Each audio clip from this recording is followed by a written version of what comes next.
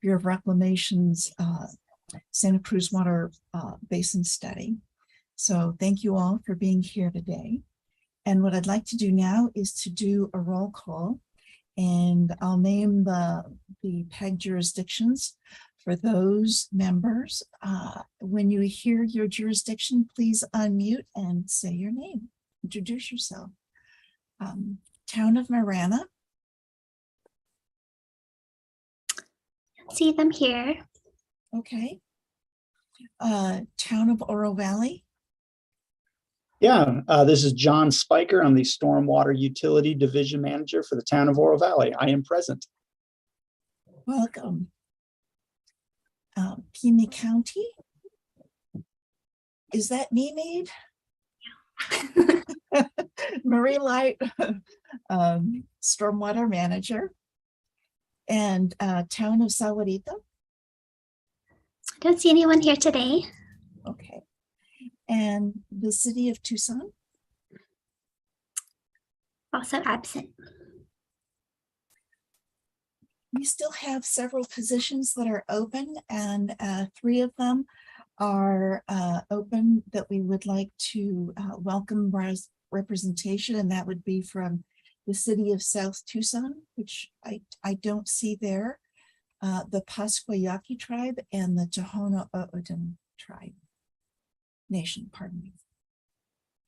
And there's also anyone who's interested in the vice chair. Be happy to have another person on board. Okay, we'll proceed on, and Melanie, would you like to go ahead and talk about the in-kind reporting? Yes. Regional planning efforts are enhanced by recording time donated by attendees, volunteers, and participants. PAG collects data on the time dedicated to meetings and activities to apply for use as matching funds for grants and federal dollars. If you are paid with federal dollars, please let us know now. Time spent in preparation for this meeting will be estimated by PAG staff who are knowledgeable of the agenda and meeting materials. At the conclusion of this meeting, the session report will automatically calculate your time spent in this meeting.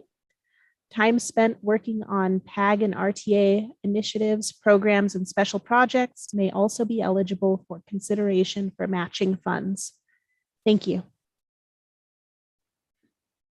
So for those presenters, even if you're not members of our committee, if you would like to let us know those hours that you put into preparation, we can count that as in kind. It helps our funds go further. Just send us an email.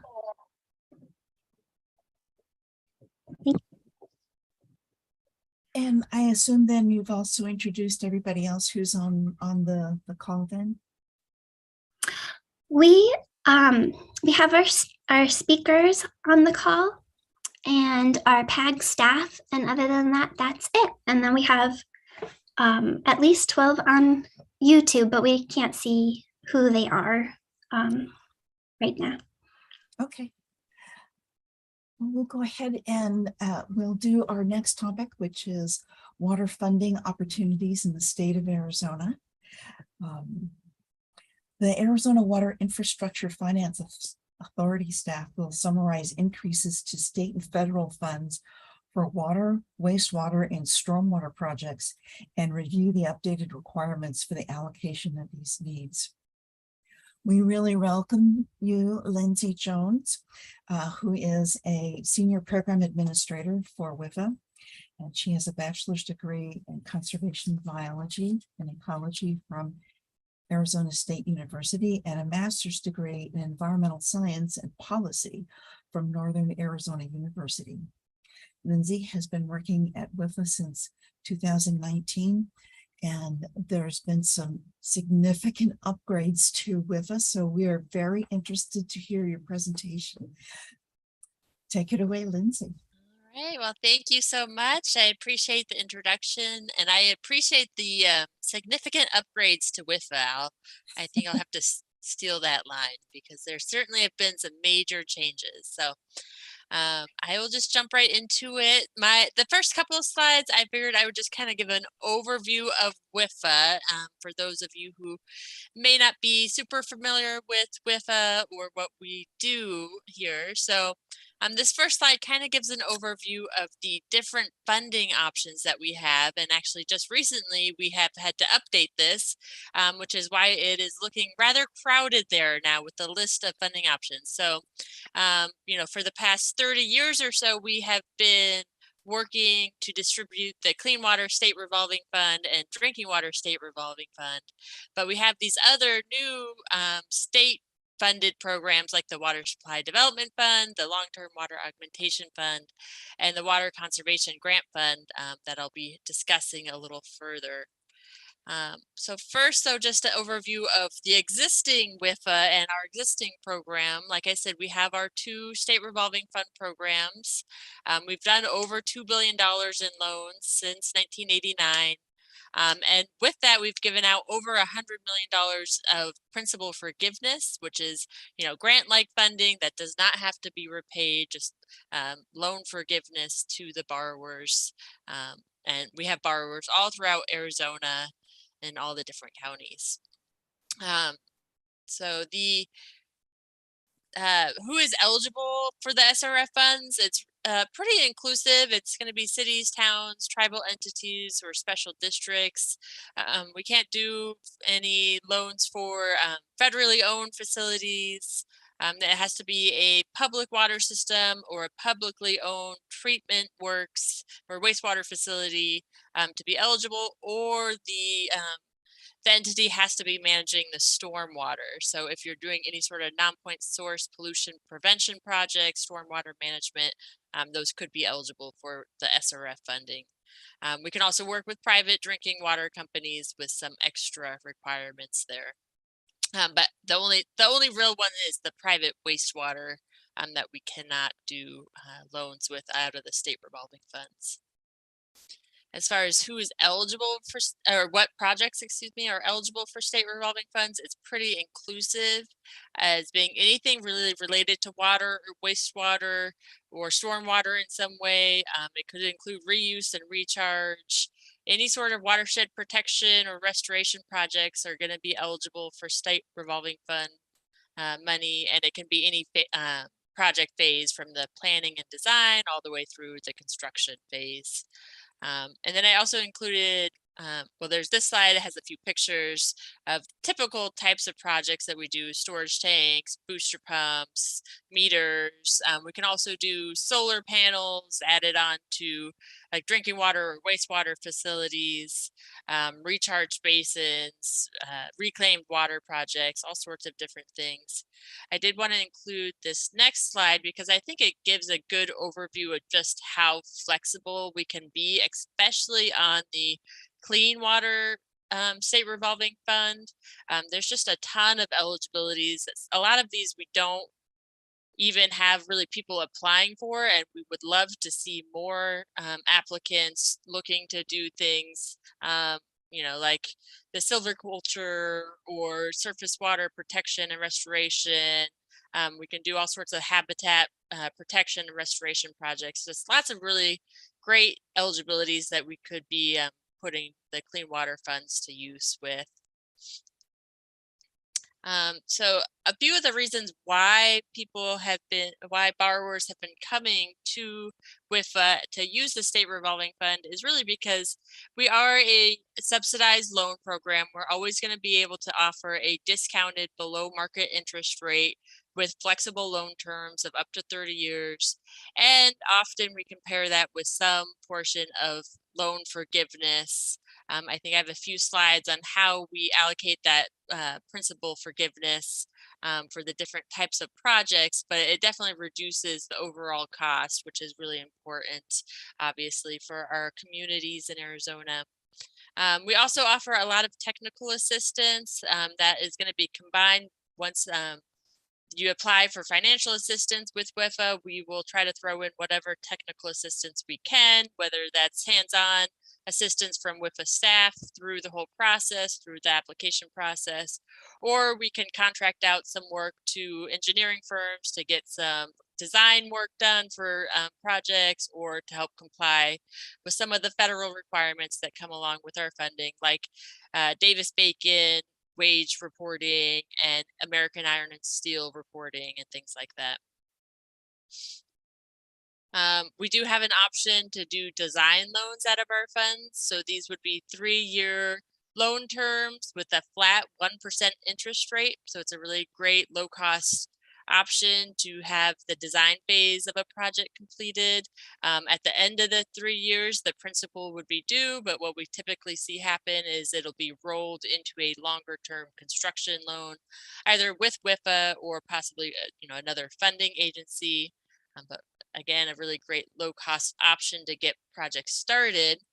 And then everyone's favorite topic is the forgivable principal. So like I said, we do have kind of 2 different ways that we allocate forgivable principal. If we're looking at the Clean Water State Revolving Fund, which would be any wastewater, stormwater, or reuse projects, those can get loan forgiveness up to 50% if the project is for a disadvantaged community, or up to 20% if it's for a green project such as water or energy efficiency, like adding on solar to a wastewater facility, or if it's a reclaimed reuse project or stormwater project. Again, it could be up to 20% of the project could be forgiven for the cost. It's going to depend on the overall project size and what we have available and our priority list, of course, but could be a good portion of the project forgiven as far as cost. On the drinking water side, oops, I think I might have taken out the drinking water slide, but it does work a little different on the drinking water slide, where we base it more on if it's going to be resolving a public health threat. It's going to get the most loan forgiveness. So, installing some sort of treatment to take out a contaminant like arsenic or something like that will be the most generous. And then again, looking at disadvantaged communities getting more forgiveness. One question that we always get is, how do we define disadvantaged communities? It is a definition just from WIFA, so it's a unique definition that we have for who is disadvantaged. So automatically eligible if it's serving a colonia, which obviously a lot of southern Arizona communities have colonias, which are designated by federal agencies, but those will automatically qualify as disadvantaged, be eligible for more loan forgiveness. Also, if the median household income of the area is 90% or less than what the state's MHI, then they will automatically qualify as disadvantaged. If neither of those are true, we will still look at some other factors like what the rates their residents are being charged or what the level of debt is, plug those into a calculation, and the community could still qualify. But again, this is going to help to qualify them for more loan forgiveness, which is obviously desirable. Real quick, just the other major federal changes for WIFA is back in November, we had the bipartisan infrastructure law or bill. A lot of people in Arizona also call it the Infrastructure and Investment Jobs Act, or the IIJA funding. Either way, it's funding that is coming through. A lot of the funding from the bill is coming through the SRFs. And some of the major goals for the bill funding that the EPA has is, 1, to target these resources to disadvantaged communities. So you'll see in the next slide that we are going to have a lot more money to give out for different types of projects and a lot of loan forgiveness to give out, but specifically just for disadvantaged communities.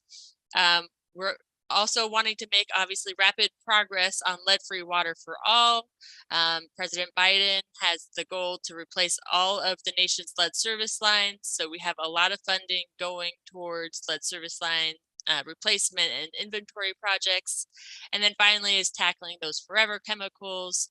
It specifically calls out PFAS as the contaminant of concern, but it could also be any other emerging contaminants that we have specific funds to try to tackle those issues. So this slide just shows kind of the year 1 of the bill funds that WIFA will be, actually has just received. We have just were awarded all of our grants from the EPA. So we have our base grants, both on the drinking water and clean water side, the supplemental grants on the drinking water and clean water side, those were just awarded. And then we had some special grants that came through the bill, again, looking at those big goals that the EPA has for it.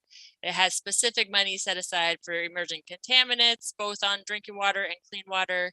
And then just on drinking water is the lead service line fund. So a ton more funding, a ton more loan forgiveness, very exciting on the federal side.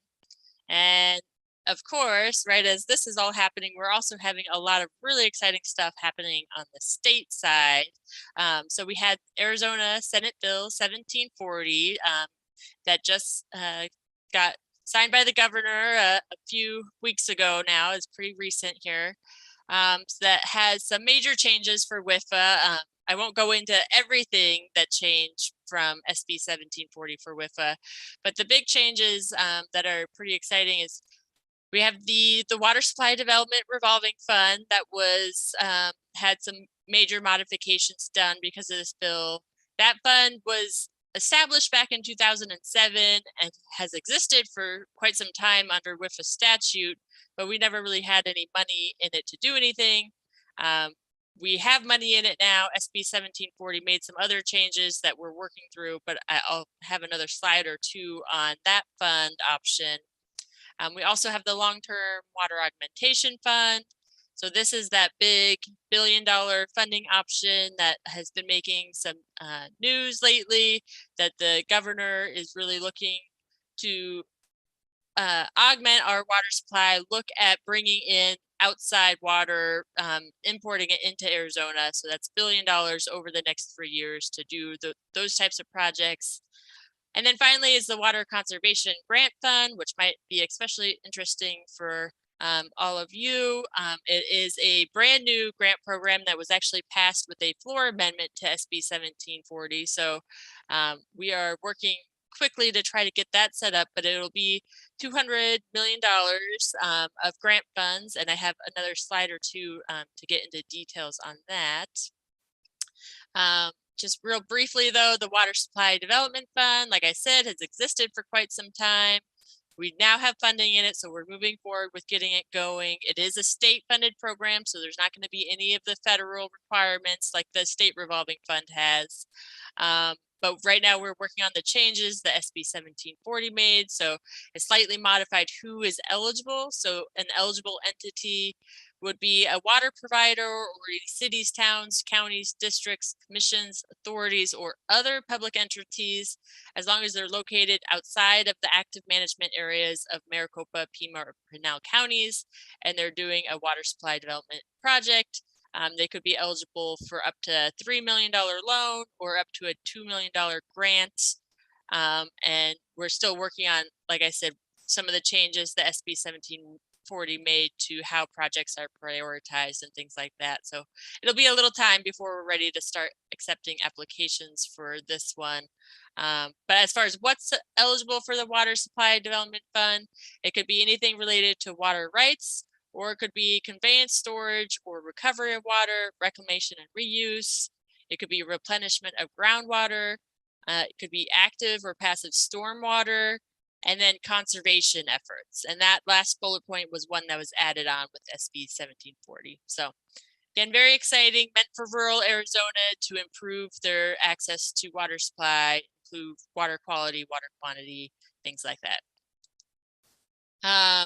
Long-term water augmentation fund, I'll just briefly touch on again. It's that the $1 billion funding, it's going to be looking to import water from outside of Arizona, doing more likely just like one big project, and not really eligible for communities in Arizona to apply for, as far as we're understanding it. So I'll just move on to the Water Conservation Grant Fund, which again, very exciting, also very new. So we have a bit of work to get it up and running. But what is eligible for this fund is pretty inclusive. So it could include any sort of education or research programs, or it could be projects such as rainwater harvesting, anything that's reducing water use, doing turf removal, xeriscaping, anything related to groundwater recharge, and then again, important for this group that landscape watershed protection, restoration, rehab, any sort of green infrastructure projects would all be eligible. The grant funds are going to be eligible. Again, they made it pretty inclusive. Cities, towns, counties, districts, commissions, authorities, other public entities, and then they put in their non-governmental organizations that are focused on water conservation. So pretty inclusive, I think. It is a grant program. So a single water conservation program could get up to 3 million. A single water conservation project could get up to 250,000. And then there's a 25% match requirement. Okay, I think I breezed through that. Yep, so that was my last slide. And I'm happy to take any questions if we have any. Thank you so much, Lindsay. That was really exciting, just as you said. I wanted to mention that we still didn't meet quorum. So if somebody's watching on YouTube and you're from City of Tucson or Marana or Sahuarita, we could use you here on Zoom. But we did get 2 more attendees that I want to read out for the record. We have Jennifer Barrazo from Saba, if I got that right. And you got it right. Great, thanks. And Charles Stack, who is our Oro Valley Citizens Rep from EPAC. Okay, so I'll hand it to John. Oh, since we don't have quorum, we have to stick to questions for clarification. We'll just help interrupt if anything sounds like it's deliberating toward a decision. Not a problem. I appreciate that, Mead. Lindsay, I just had a question. Does WIFA offer any kind of workshops toward these grants or loans as far as filling out the applications and required documentation to support the application?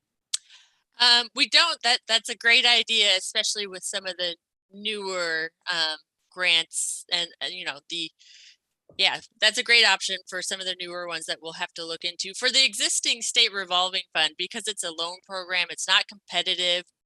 WIFA staff is happy to walk people through the whole process. I mean, there's times when I've sat with people on the phone and gone through line by line each question on the application process. So we're very much open to helping on that side. I know when we start talking about grants, it gets to be a little trickier with the competitive process. So having some sort of workshop, I think, is a great idea. So thank you. I appreciate that. Lindsay, thank you so much for presenting what additional funds are available for water projects in Arizona. One of the questions I have is related to PFAS, where it looks like a lot of it is geared towards construction of infrastructure. And the question I have is, if there's how do you view research that would collect information about species or concentrations of PFAS that would enable a more refined construction project to remove PFAS? I mean, that's a great question. We certainly can do, I know we can do like pilot projects for PFAS treatment. That's been a big topic, if that would be an eligibility or not for the state revolving fund. So if it was kind of tied in that way, so maybe, a little more demonstrative on the process and not purely a research kind of project, I think we could make that eligible for state revolving funds. It is something else to look into, that maybe to have further discussions with ADEQ about it, because I know we're also helping to provide a lot of the set-asides that we get from our grants that can go towards non-construction activities. That might be something we could look into doing in the future, in collaboration with ADEQ and using our set-aside money for that. Thank you. Are there any other questions for Lindsay? I have one if there aren't any others. First, I guess I wanted to say it's really interesting to see those changes to eligibility. That's exciting. also to see the conservation funds and stormwater harvesting related concepts, regional coordination and research. I really noted those. One more comment was, I know many people have been asking how is the J40, the Justice 40 requirement going to be applied in general for the bill or IIJA funds? And so that was helpful to see how that disadvantaged communities is being layered on. And then my question is, since the state is relying on WIFA to implement funding for so much of these conservation strategies and augmentation, will WIFA be the one putting together sort of metrics of what the impact is, or is that through a different agency? Metrics of the impacts or metrics of like how we will be ranking the projects coming in? I was thinking more of the impacts. Okay.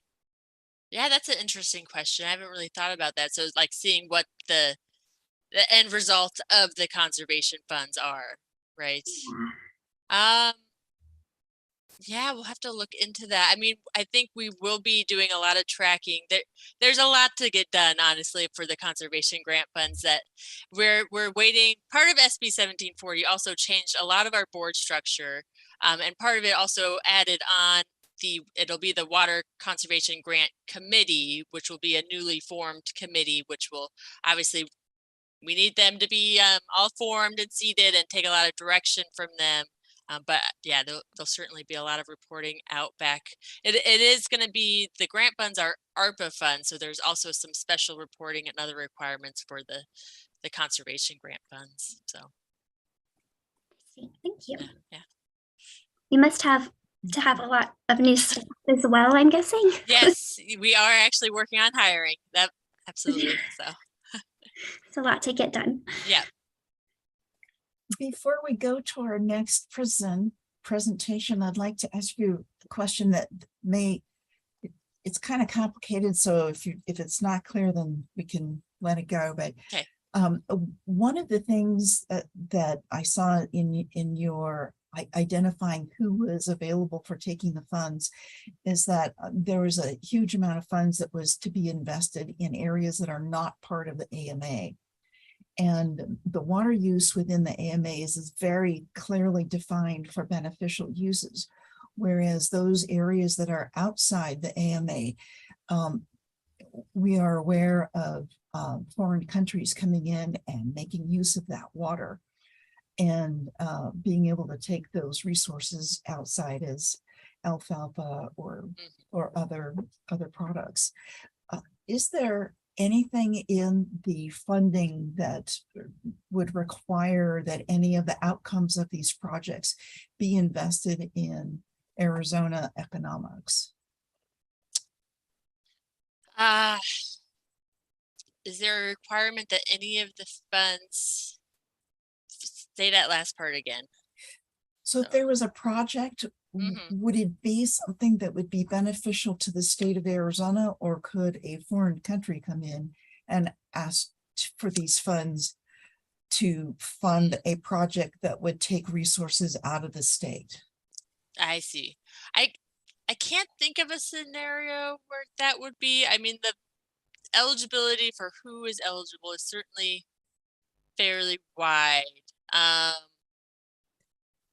But as far as what is eligible, I mean, the main purpose of it really is to increase water supplies for rural Arizonan populations, not to increase, profits for outside countries. Yeah. Glad to hear it. Yeah. I think we're going to stick with the intent on this. I can't imagine a scenario where that would be the benefiting party. So very good. Thank you. Thank you very much, Lindsay, for your presentation, and encourage everyone to take a look at what WIFA can provide to you in terms of increasing your available water. Our next program. A quick interruption. We have one more attendee, Mike Osborne with Miranda Water. Welcome, Mike. And thank you for coming. We now have quorum, so I can officially call the meeting to order. So the meeting is called to order, and were there any decisions that we wanted to make on Lindsay's presentation on WIFA? I don't think so. It was more informational. So let's go ahead to the watershed restoration plan that's being put together by the Santa Cruz Watershed Collaborative. The representatives will present on their recently released regional watershed restoration plan, which aligns with plans of local jurisdictions, water agencies, and nonprofits, and has resulted in newly funded projects. We'll have Claire Zucker and Kimberly Baeza present this afternoon. Claire is the director of Pima County Cooperative Extension at the University of Arizona. She has been serving on the Santa Cruz Watershed Collaborative since its inception and currently serves as the co-lead of the leadership team. Throughout her career, she has worked on the interface between environmental resource management and urban planning with an emphasis on watershed planning and regional engagement. She is also a lifelong teacher and practitioner of traditional music and dance. Here. And Kimberly Baeza is the mother of two wonderful little people who she's teaching to be birders, hikers, and lovers of the Sonoran Desert, just like she is. Her second job is supporting Pima County Regional Reclamation Department as a permit and regulatory compliance officer. Mead, would you like to introduce this project that everyone's been working on? Yeah, I just wanted to add to the introduction that the reason I invited the Squawk to present is, well, from my experience, first as an attendee and now as a co-lead of the group, I found it to be very vital to regional coordination efforts in my own work. In addition, we worked at PAG to align our 208 plan we utilized elements of our 208 plan to inform the development of this watershed plan that you're going to hear about from Squawk. And likewise, hearing the innovative and collaborative discussions helps keep me up to date as we update our own programs. And I just wanted to add one other note. Some of you may know Claire from her past life as a PAG watershed planner and then our environmental planning director at PAG. She left in 2015 to go to the Water Center at U of A, and then in 2020 to the Cooperative Extension. So I just wanted to mention that. We're glad to see you again, Claire. So you can take it away. Great to be here. I wish I could see you all in person, though, I have to say. Well, thank you, Mead, for the invitation to speak today. I am Kimberly Baeza, and as Mead mentioned earlier, I support Pima County wastewater with permitting and environmental compliance. I also represent wastewater in the Santa Cruz Watershed Collaborative, and doing so is among my favorite job assignments because, as Claire and I will share, SQUAC is doing great work convening partners and fostering great discussions about the health of our watershed. And if you're not yet a part of these conversations, we want to encourage you to get involved. We also want to encourage you to learn more about the Watershed Restoration Plan, and we'll be sharing a lot about that today, which we adopted earlier this year. And we hope that after reviewing it, you find areas in which SQUAC's goals align with your organization's goals so that we can begin working together.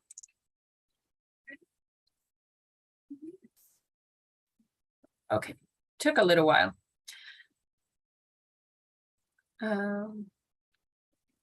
The collaborative is a diverse group of community organizations and government agencies working together to ensure a healthy urban watershed with flowing streams and rivers. Through sharing of ideas and expertise and planning together, we have put together a comprehensive plan to restore the health of our rivers and streams for the benefit of our community. After sharing a little bit about the structure of our collaborative and how we work, we'll share more about the watershed restoration plan. We hope that you learn today. We hope that what you learned today encourages you to delve into the plan, which is available online, and find opportunities where there is overlap in our organization's goals where we can collaborate. We'll speak more about the strategies we've identified to move our mission forward, and you'll see that we recognize that we haven't heard from everyone about how we will ensure a healthy urban watershed, but we want to. If you are a potential partner we haven't heard from yet, go to our website and reach out to contacts there to learn more about how to join the collaborative and participate in important conversations that are happening. And the website is right there. You can also do an easy Google search for Santa Cruz Watershed Collaborative and find the site. SWAC was formed in 2017 by a diverse group of partner organizations that share in the leadership and governance of the collaborative.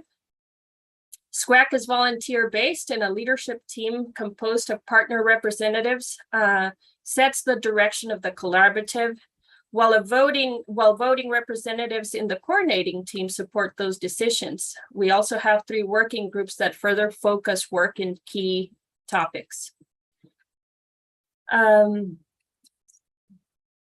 We have over 30 organizations, including the San Javier District of the Tohono O'odham Nation, U.S. federal agencies such as USGS and Reclamation, environmental and community NGOs, private stakeholders, university departments, and municipal and county governments.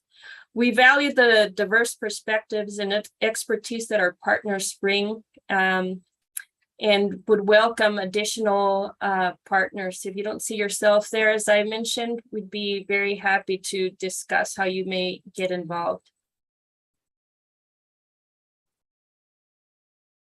As I mentioned earlier, although the leadership team sets the course of the collaborative, it does so with the support of the coordinating team. This is the current composition of the coordinating team, and this group gets to vote on decisions pertaining to the direction, composition, and endeavors, etc., of the collaborative.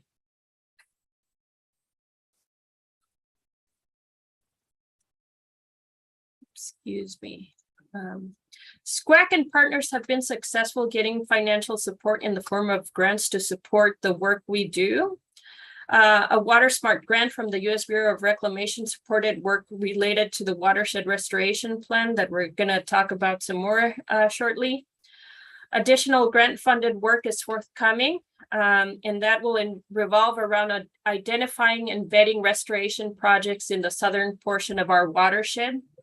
The second round of WaterSmart grant funding was awarded to the Sonoran Institute, and Luke Cole, SI Director for Santa Cruz River Work, gives credit to the Watershed Restoration Plan for making their application successful.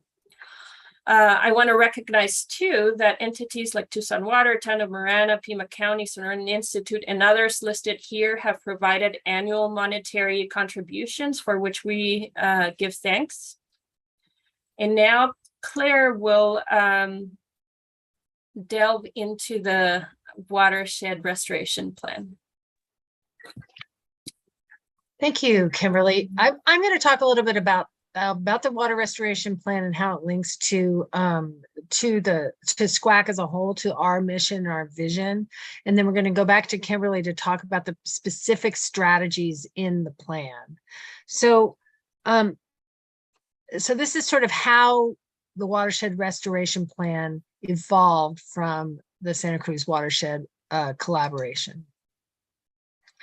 And our mission in SWAC is, I like to call it squawk, like a duck, squawk, squawk, is to restore the hydrological and ecological function of the watershed, and also to help the leaders and decision makers make really good decisions.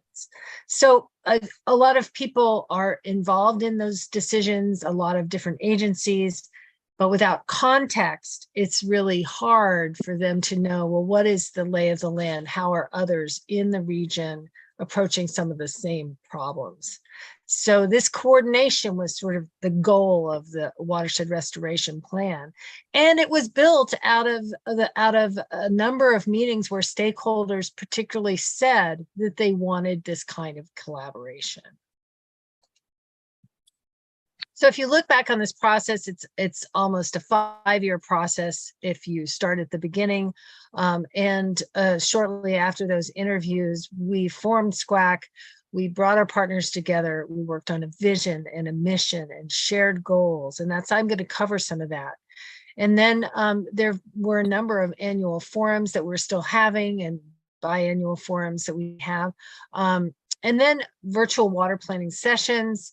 Finally, the plan was created after extensive review, a lot of discussion about what's the level of ownership of these problems by this committee versus the partner organizations. And then eventually it was adopted this last year, or actually kind of early this year. So when I look at the SQUAC goals, one of the main ones, some of these are very familiar. There are really a lot of overlap with other organizations, with municipalities, and this is one that has a lot of overlap with Tucson Water and other groups. And it's one water: surface water, recycled water, stormwater, and groundwater. And how do they all work together? Because they're really not separate. Another goal is a holistic watershed management. So looking at all of the different kinds of water: perennial water, groundwater, intermittent water. How does it support the habitat that is above it? And how do we provide ecosystem services to our community? Which brings us to the third goal, which is really about our community. How do we align and strengthen our environmental education across the region? Our recreation efforts, our efforts to build community. How do we align all those things? And that's one of the things the watershed plan helps with. So I'm going to just talk through the different contents, and then Kimberly's going to focus on the strategies. So within the watershed restoration plan, when you go to the website, you'll see vision, mission, shared goals, regional assets. So you see an overview of the natural and cultural assets, challenges, growth, climate change, water demand. These are all sort of outlined in the plan. The riparian conditions, such as the hydrologic and ecological priority preservation, restoration areas. And then areas where we've seen progress in the region: restoring springs, replenishing shallow groundwater areas, integrating those urban forests and greenways, and what's happening along the Santa Cruz River, where there's intermittent flow due to recharge, and how do we manage that? We also cover priority strategies and action items. And so I'm going to hand it back to Kimberly. She's going to cover some of these detailed strategies. Yes, thanks, Claire. These are the 5 strategies that we will focus efforts in to help us realize our vision. These strategies have actionable ideas that collaborative will implement in the next 3 years. As SQUAC, we don't have ownership over lands or water, but some of our partners have those resources. And so SQUAC's goal is to foster the conversations and collaborations to help enable these changes. In the interest of time, I'll go over these briefly, but we'll focus more on the strategy of advocating for in-stream recharge, as it's the strategy that has the end goal of making in-stream recharge of effluent more likely in our community, something that I work on.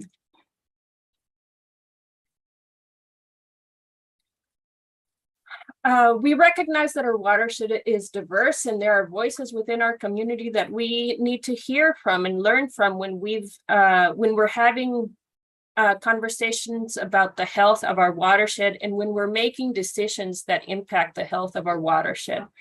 This strategy will help us be inclusive of all voices and strive to make SQUAC a welcoming space for teaching, learning, and participation.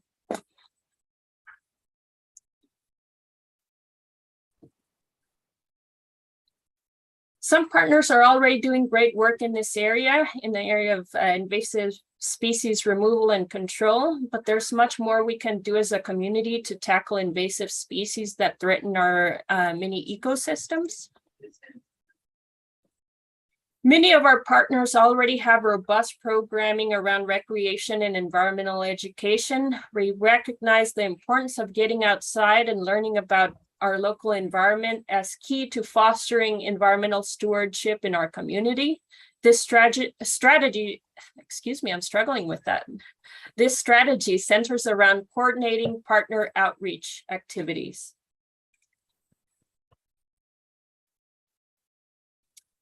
This fourth strategy involves more coordination and cooperation to put to use stormwater to support vegetation, to improve water quality, to improve human wellness, and to contribute to the replenishment of our groundwater.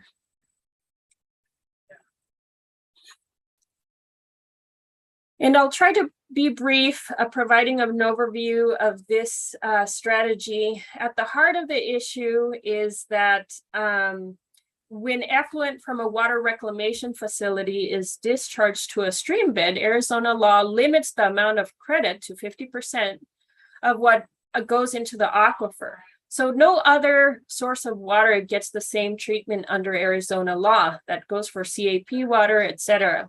So this creates a disincentive for effluent owners to recharge the aquifer in a natural stream bed, where it has numerous co-benefits to the community, such as wildlife habitat, green space that cools and provides recreation, to name just a few. Instead, effluent owners recharge the effluent in off-channel basins where the co-benefits are not fully realized, but credit accrual is at 95% of what goes into the aquifer. This needs to change, especially in light of a proposed new facility in the Sahuarita area, where we have coming up a once in decades opportunity to revive a currently dry riverbed with effluent discharges. Just imagine another miles-long stretch of riparian forest in the Sahuarita area. It'd be something. And that is more likely to happen if we bring about change in state law before the new facility is built. So the role of SCWAC is to raise awareness of this important issue and to coordinate actions and come up with strategies to bring about that change at the state level.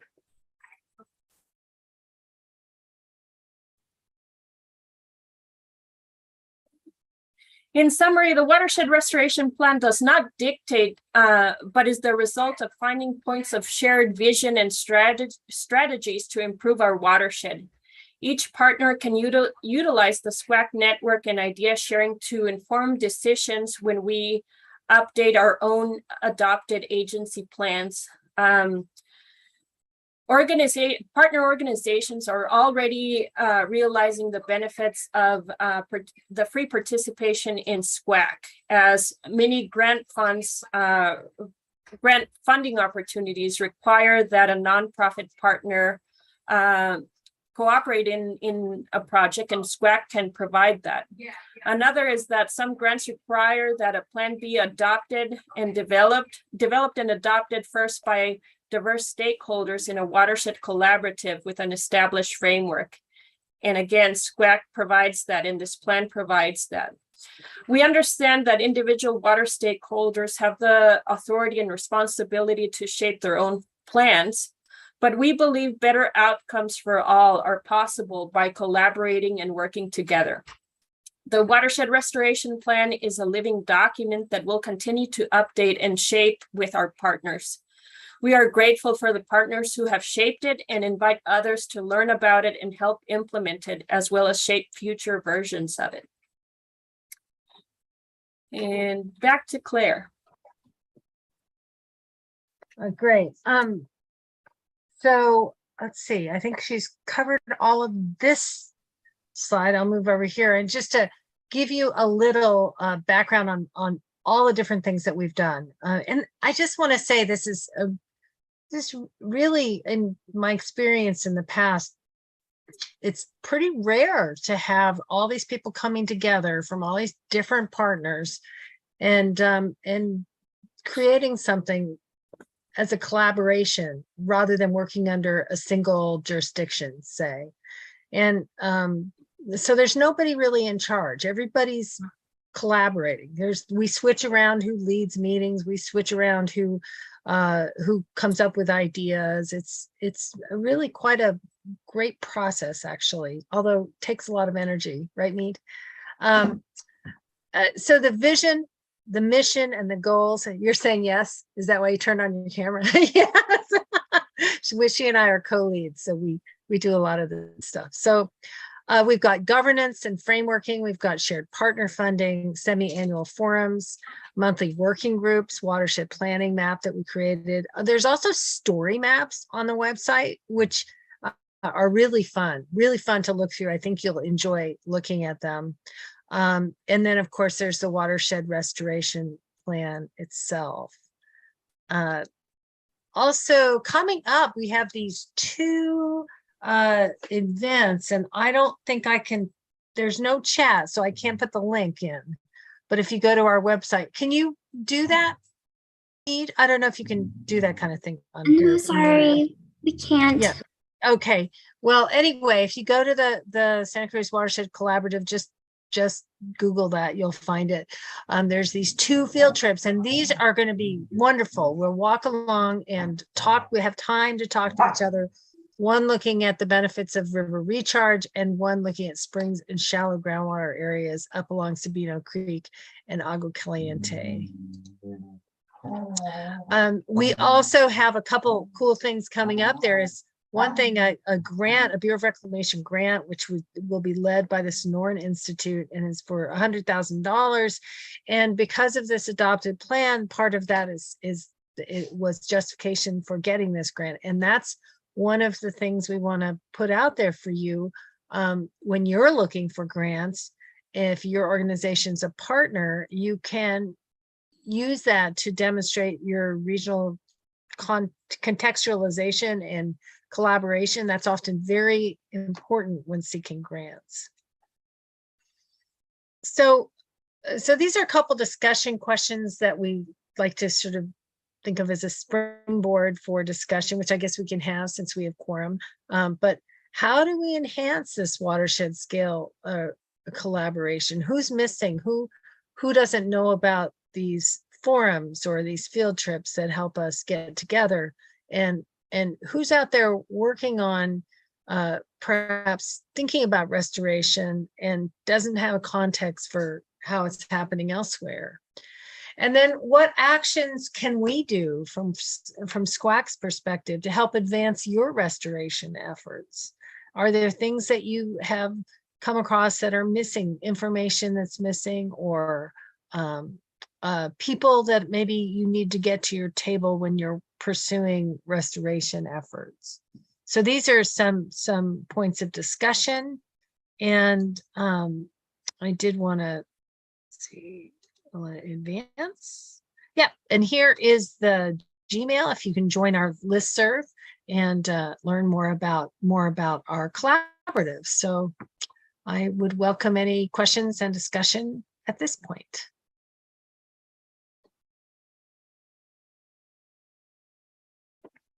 Thank you so much, Claire. You had a wonderful set of questions, and I'd be curious if there are any of our participants who would like to bring additional information to the group.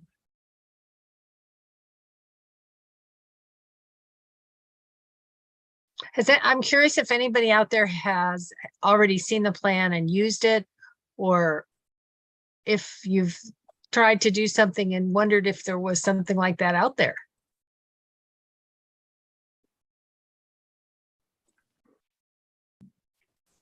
Well, this is John Spiker up in Oro Valley here. I've certainly seen the plan before, but we're somewhat disconnected from the Santa Cruz main channel itself.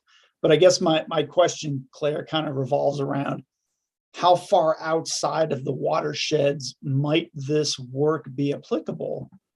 I mean, we're all in the desert Southwest. Yeah. I mean, the things you would do on the Santa Cruz shouldn't be any different than what we might do on the CDO, for instance. Well, let me just point out that the watershed, this Santa Cruz Watershed Collaborative is about the watershed.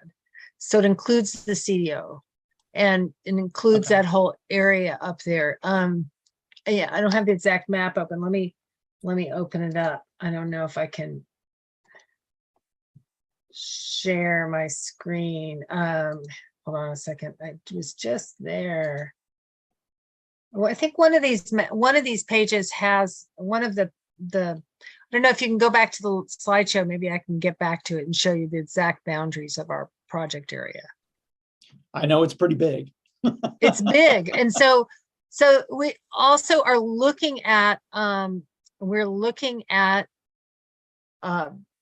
uplands connections, and that would be very much you. I don't know if I can go all the way back there.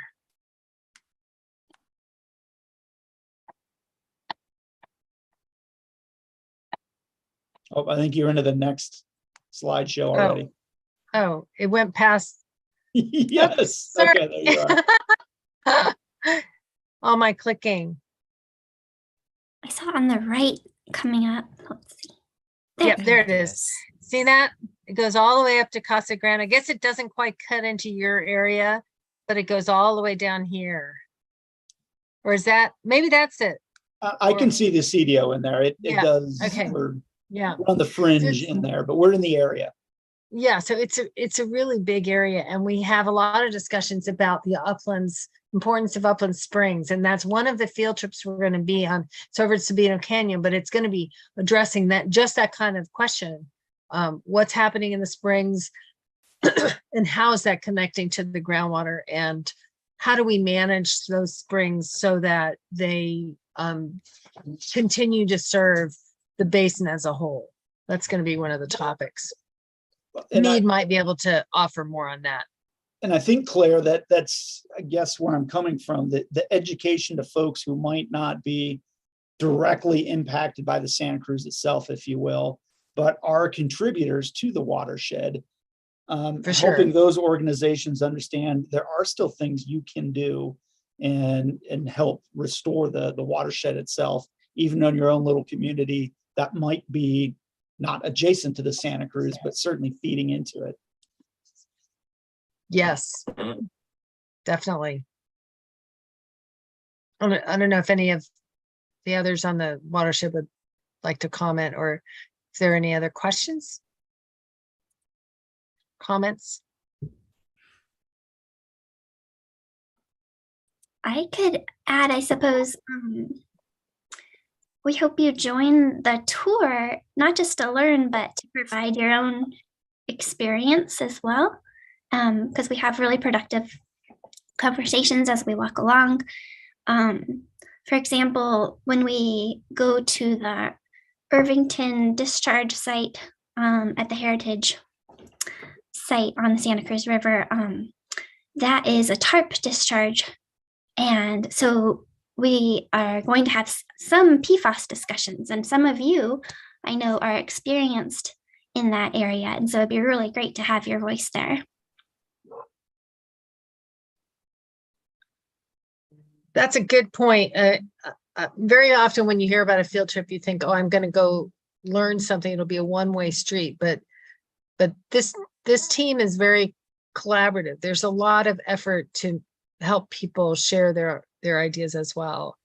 So it is a two-way street on at these events.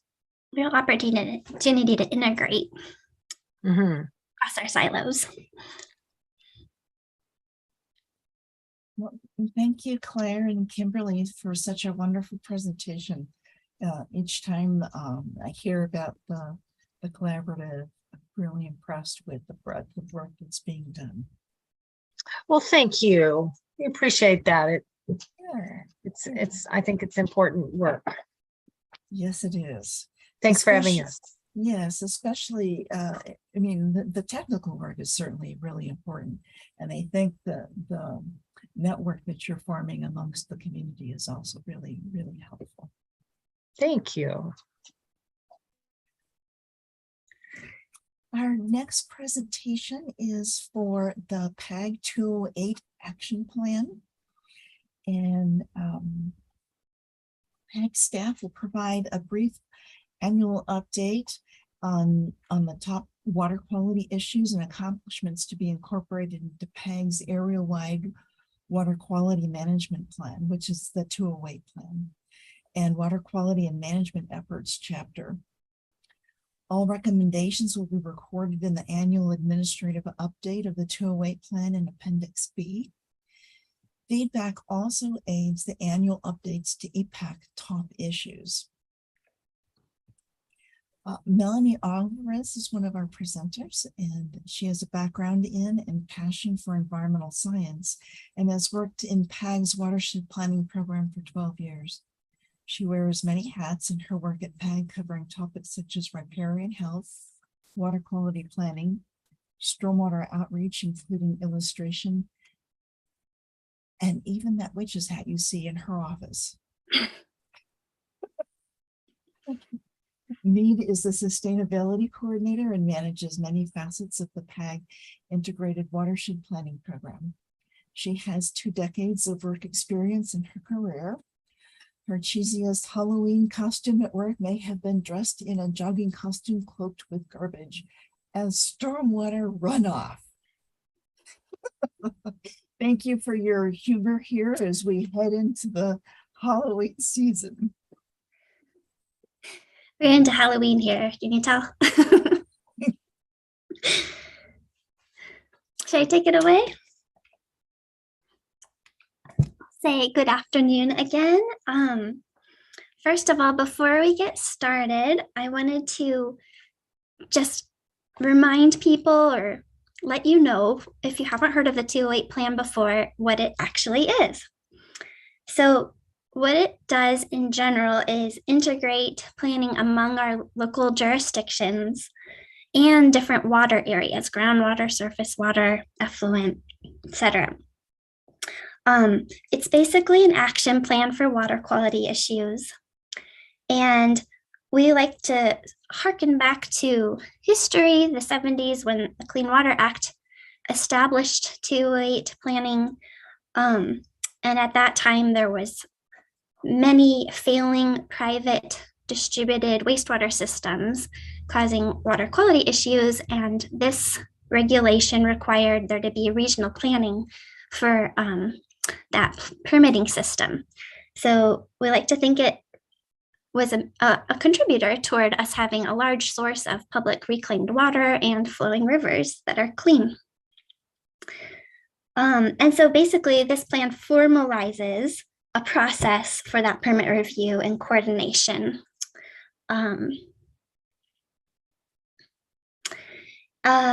So first, to outline what we're going to be talking about, now I will introduce, Melanie is going to start describing the process that we have for this annual update, what that administrative update means, and a little summary of those components. And then I'll cover how we're utilizing the update,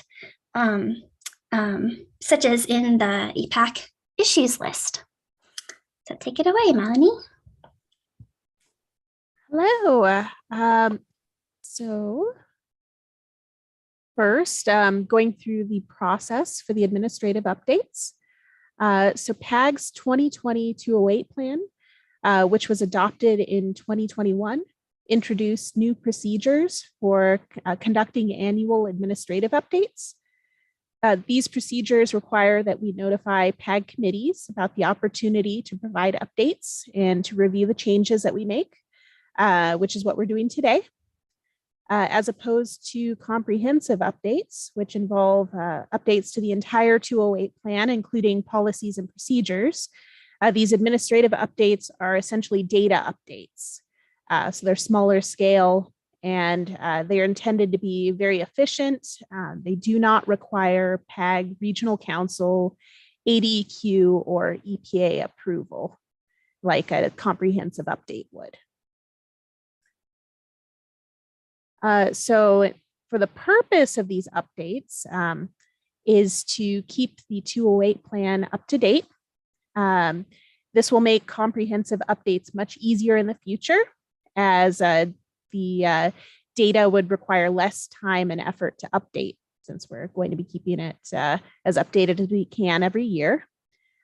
Sections that can be updated include our online facility inventory, our accomplishments, water quality conditions, and the 208 action plan will also be updated based on these data updates and program progress.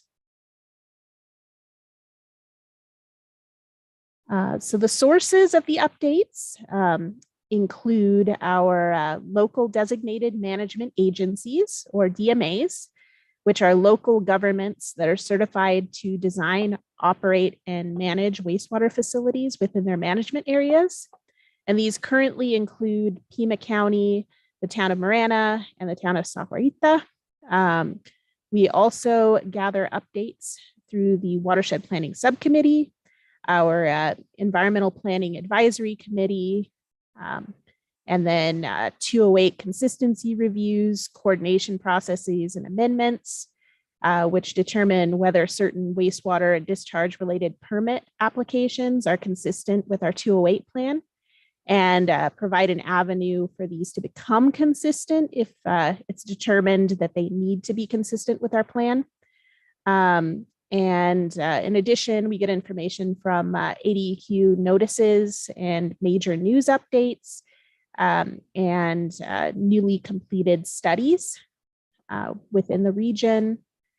And on the note, going back to the 208 reviews, if you plan to submit a permit to ADEQ that might trigger one of our 208 processes, please let us know early on to ensure efficiency in our review. And then, so just a brief update summary.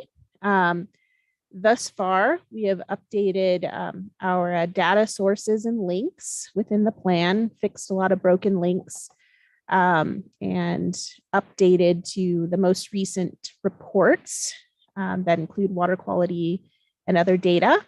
We've updated our online facility inventory, our water quality conditions and management information within the appendices, management strategies related to solid waste management, surface and groundwater resource conditions, and groundwater recharge information.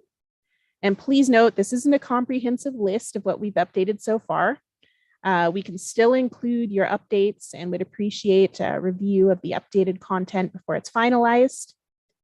Now I will turn this over to Mead, who will cover some more great information about the value, highlights of the update so far, and next steps for our update. Thanks, Melanie. Thank you. So also thank you to the DMAs who have already sent in their facility updates. That's a large part of this. I was going to speak a bit about how we utilize these updates to help you know why it's important.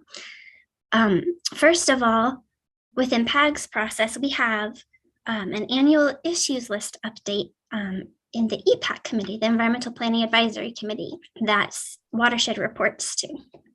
And they are in their season right now of updating this list, and that list guides the presentations that we bring to you through the subcommittees or EPAC. So that's how we help generate discussions on these issues. Also, when we receive recommendations for top issues or conditions for water quality, that helps us to update recommendations in the action plan, which in turn allows us to make different recommendations to ADEQ for the 604B funding and just general priorities in general for our region. This has resulted in a couple grants in just the last few years based on this action plan.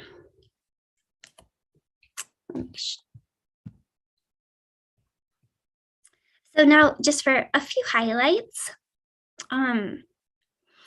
so that you know whether you'll be interested in helping to review our plan. We really do rely on our local experts out there to review the content, make sure there's no sensitivities in the way things are phrased, because we're summarizing many different regional partners' work. A few examples. As far as studies and conditions, we do update PAG's own riparian health assessment information.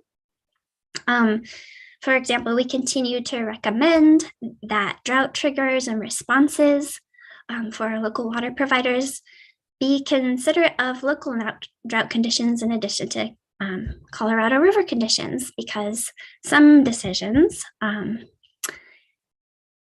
some actions impact these riparian areas and other things that rely on local water resources. We hope to provide more information of that in the future, probably at our next meeting early next year. Last fall, we received an update on the TARP facility discharge when we conducted one of these 208 consistency reviews of their permit. So that was one way we were able to bring that to you. And thank you to Tucson Water for that. Another update is some of the microplastic studies that have come out. And if you're interested, we could invite a presentation on that. Or if you have a recommendation of who would be a great presenter. The Royal Recharge Project is a description that we didn't have before in the plan, so we added that in. We think this is important to make sure to represent our San Javier district members, and make sure that we cover more of the Indigenous representation. As far as regional accomplishments on those issues, and progress made on the action plan's goals, we did add that there's now designated uses of the conservation effluent pool water. This is pretty exciting. We haven't had a presentation on it yet at Watershed or EPAC. So we could bring that to you if there's interest. As Kimberly was mentioning in her presentation, there has been some progress on increased recharge credits for effluent that's recharging in streams. It's not throughout every stream in our region, but a couple of locations received that ability, so we could have a presentation on that. And then we did bring to EPAC last spring an update on our resiliency planning maps. Let me move forward. As I said, these things inform our action plan updates, resulting strategies to meet our goals. And not all of this happened through PAG, but just through some of our programs and partnerships. We assisted with the last Santa Cruz Watershed Forum discussion on landfills, and that resulted in identifying some next steps for inventorying and prioritizing sites that impact water quality or recharge opportunities.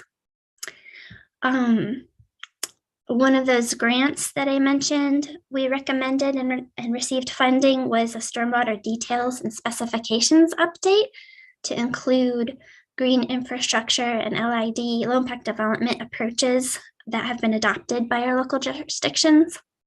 That was a grant that City of Tucson applied for and won, and they worked with Flood Control District on. And then finally, we have regulatory updates that we include. PFAS is an important one. That one is coming out soon with regulatory, increased regulation on wastewater effluent. So that's really important action for us to be prepared for and to increase regional coordination on. And likewise, somewhat related to discussion in the last two presentations, there are new regulations on serving disadvantaged communities. So that's why we wanted to bring that with a presentation to you. We updated those resiliency maps, as I mentioned, with layers from the EPA that help others to navigate and meet those requirements. The next slide. So I just wanted to provide a little orientation for you on how to get involved in providing feedback or any other review of our content. This is in Appendix B. There will be a more detailed summary of what was updated. There's a link there, but that's to the old version, the current version. So it's available by request when you let us know which section you're interested in or have expertise in. But we want you to know that we accept these contributions on a rolling timeline throughout the year. We just provide this annual reminder so that you have the opportunity to review what we have drafted for accuracy. But by the end of each year, we post this online to officially update the plan. You can contact me and Melanie through that email. And we greatly appreciate too, what we've had in the past is jurisdictions that assign a liaison to coordinate among departments. If you're interested, I know this has been important to Tucson Water, for example, because they have a lot of different content in the report. But that's more critical during a comprehensive update. But we would like to maintain contacts for each jurisdiction related to water quality updates. And that is it for Melanie and I, and we're happy to take any questions or discussion and feedback.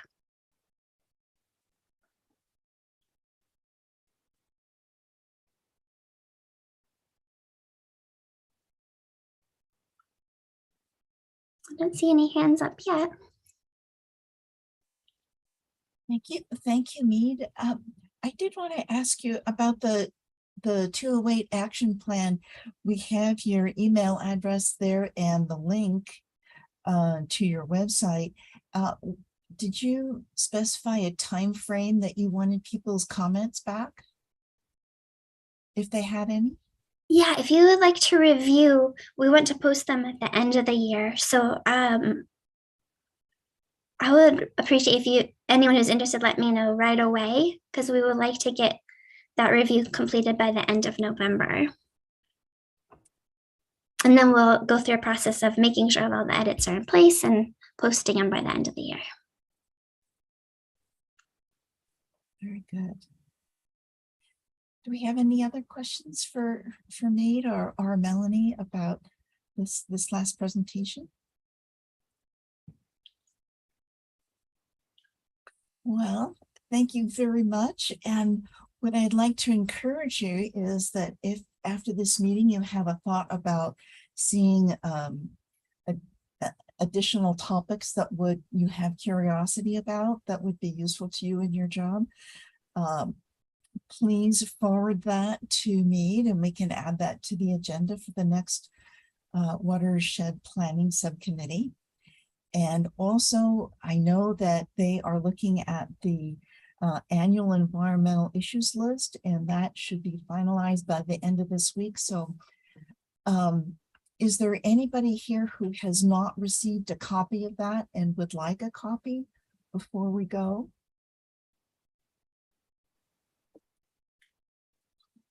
Okay, and so I want to thank you all very much for attending, and in particular, a special thank you to our presenters today, bringing information to us from WIFA and SQUAC. I can say that now.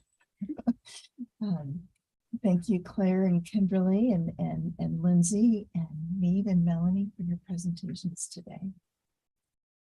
Thank you, Marie, for chairing, and to all our members and audience today. Appreciate it. You're welcome.